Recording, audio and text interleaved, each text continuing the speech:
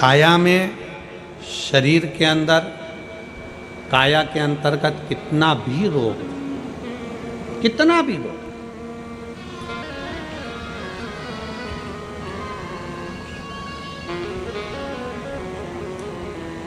शरद पूर्णिमा आ रही है।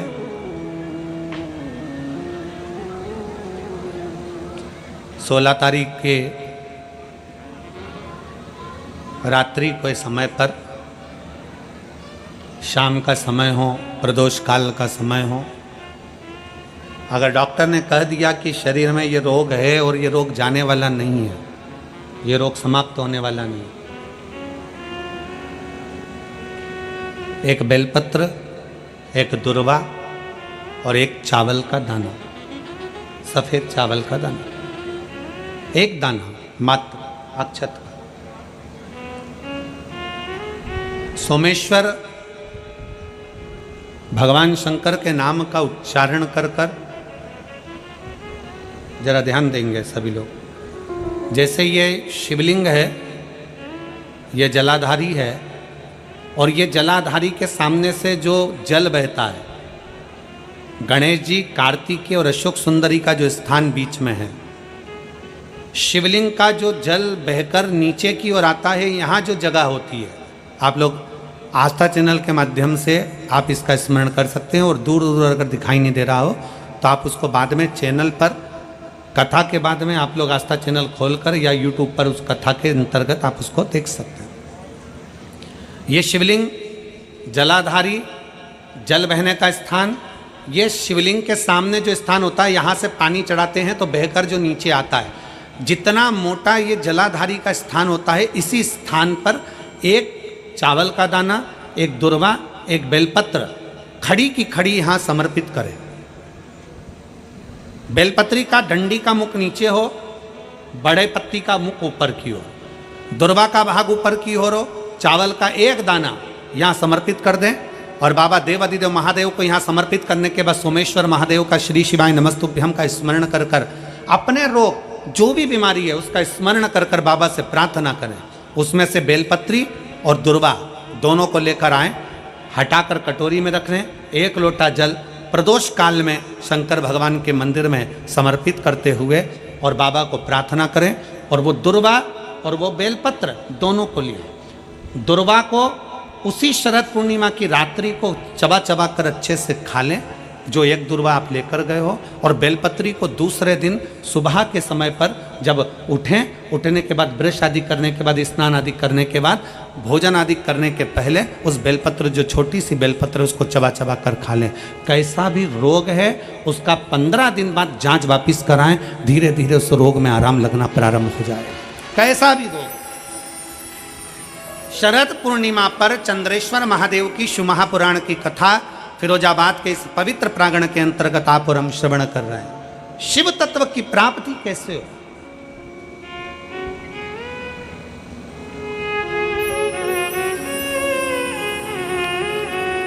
हम भगवान उघड़दानी से कैसे अपने संबंध जोड़ सकते हैं, हम शंकर भगवान को कैसे अपना बना सकते हैं, कैसे। और आप तो भाग्यशाली हो फिरोजाबाद वालों।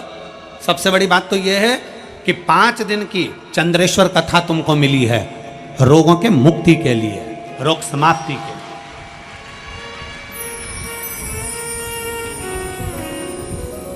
5 दिन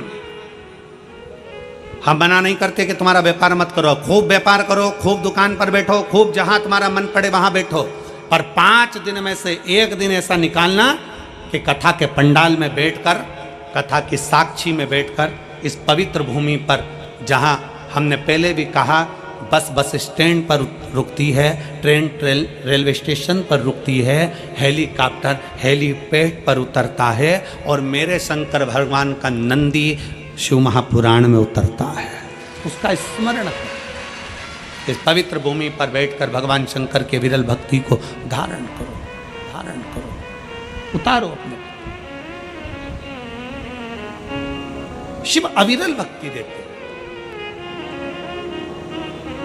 शंकर क्या करेंगे, शिव महापुराण क्या करेगी, शिव तत्व क्या करेगा। कई लोग कहते हैं गुरुजी भगवान ने सारा दुख हमको दे दिया, कई लोग कहते हैं भगवान ने सारा दुख हमको दे दिया, हमारे यहाँ ये हो गया, हमारे वो हो गया, कहीं कुछ ये जीव चले गया, कहीं वो जीव चले गया, कहीं ये तकलीफ आ गई, कहीं वो तकलीफ आ गई। शंकर भगवान को धन्यवाद देना। अगर तुम्हारी प्रिय चीज शंकर भगवान छिना कर ले भी जाए, तुम्हारा कुछ भगवान ने ले लिया, तो भगवान को धन्यवाद दो। भगवान से द्रोह मत करो, भगवान से दुश्मनी मत करो, भगवान की पूजन करना बंद मत करो, शंकर को जल चढ़ाना बंद मत करो। अगर तुम्हारा कोई प्रिय तुमसे भगवान लेकर भी चले जाए, तो शंकर भगवान को धन्यवाद देना कि पूरे संसार में तूने अमीर मुझको समझा, सेठ मुझको समझा, इसलिए मेरे दरवाजे से आकर कुछ लेकर गया। संसार में मेरे जैसा सेठ नहीं मिला तुझको जो मेरे दरवाजे पर मांगने आया और मेरी प्रिय वस्तु तू लेकर चले गए। जिसको मैं बहुत प्रेम करती, जिसको मैं बहुत स्नेह करता, तूने वो ले लिया मुझसे। परमात्मा को धन्यवाद देना कि तूने मांगा भी तो मुझसे मांगा। उसको मालूम है कि किसके दरवाजे से लिया जाता। थोड़ा सा दुख आया, हम परमात्मा को छोड़ दिए। थोड़ी सी तकलीफ आई, हमने भगवान का भजन करना छोड़ दिया। थोड़ा सा कष्ट आया, हमने भगवान का भजन करना छोड़ दिया।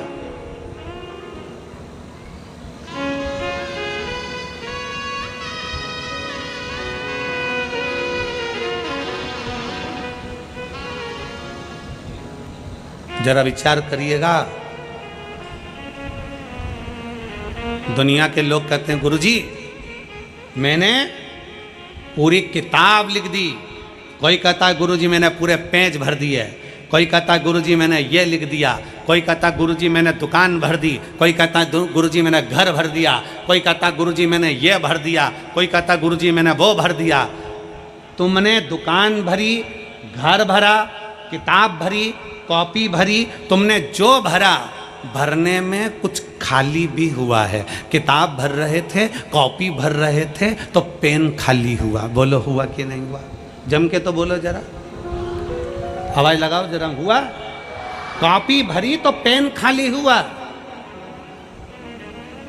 घर भरा, दुकान भरी, गोदाम भरा, परिवार में धन भरा, तो कुछ खाली हुआ। क्या? बचपन, जवानी, अधेड़ी सब खाली हो गया। सारा की सारा निचोड़ लिया भरने में, और बुढ़ापा आया तब मालूम पड़ा कि मैंने सब कुछ भरा पर अपने आप को खाली कर लिया। सब खल्लास।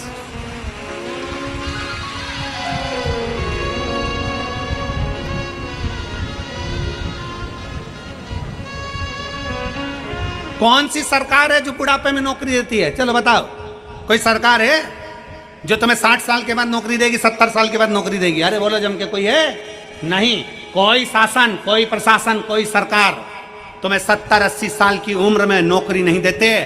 जवानी की उम्र में नौकरी देते हैं, क्योंकि जितना तुझमें बल है वो पूरा निचोड़ लिया जाए, और जब बुढ़ापा आए तो अपने घर पर जाके घंटी बजाए। जाओ भजन करो, कीर्तन करो, मंत्र जाप करो, नाम जाप करो। कोई नहीं देता।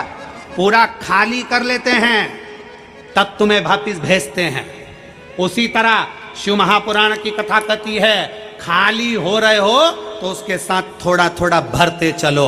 खाली होने से पहले भरते चलो। पहले एक नियम था, हमारे पास में रिफिल होती थी ना, तो रिफिल में फूंक मार देते थे, थोड़ी और धक्का दो, फिर फूंक मार देते और धक्का दो। अब तुमने करा कि नहीं करा वो नहीं मालूम, पर हम तो पढ़े तो हमने वो रिफिल को पेन में से निकाल कर फूंक मार देते थे, और आगे खसक जाए, और आगे खसक। जब मुन्नी खसकती थी तो आगे से उसकी नोक भी निकाल के फिर फूंक मार देते, फूंक मार के फिर नोक को लगा के फिर लिखना चालू कर देते, और आगे बढ़ा दो, और आगे बढ़ा दो। फूंक मारते रहो, इतनी फूंक मारते रहो कि शाही आगे बढ़ती रहे। उसी तरह शंकर भगवान के मंदिर जाकर परमात्मा को प्रणाम करते रहो, जिससे ये रिफिल भरी की भरी रहे, थोड़ी भरती रहे। इसका भरना जरूरी है। बचपन खेल में खोया, जवानी नींद भर सोया, बुढ़ापा देख कर रोया, सिराने मौत हंसती है। अपने आप को हम कहां समर्पित कर रहे हैं?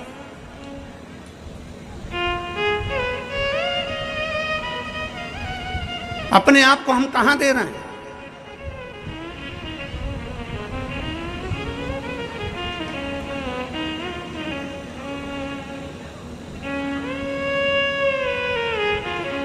अभी नवरात्रि गई है, आपके घर की कन्याएं भोजन करने गई थी, बोलो गई थी कि नहीं गई थी?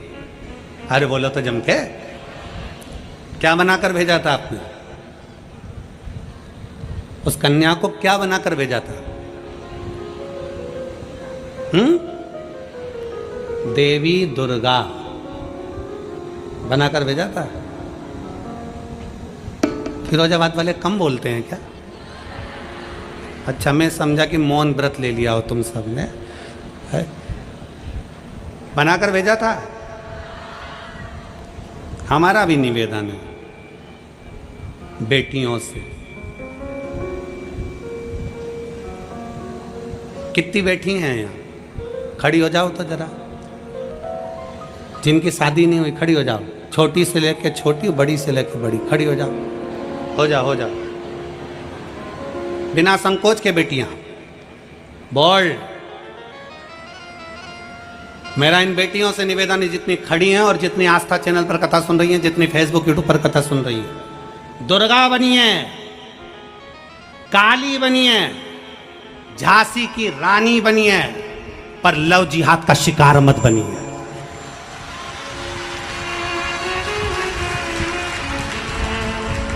दुर्गा बनिए, आज प्रण लो अपने अंदर की दुर्गा बनिए, काली बनिए, झांसी की रानी बनिए, पर लव जिहाद का शिकार मत बनिए। बैठ जाओ, अपने भीतर वो बल उत्पन्न करो कि मैं अपना सनातन धर्म छोड़कर, अपने सनातन धर्म को छोड़कर दूसरा धर्म स्वीकार नहीं करूंगा।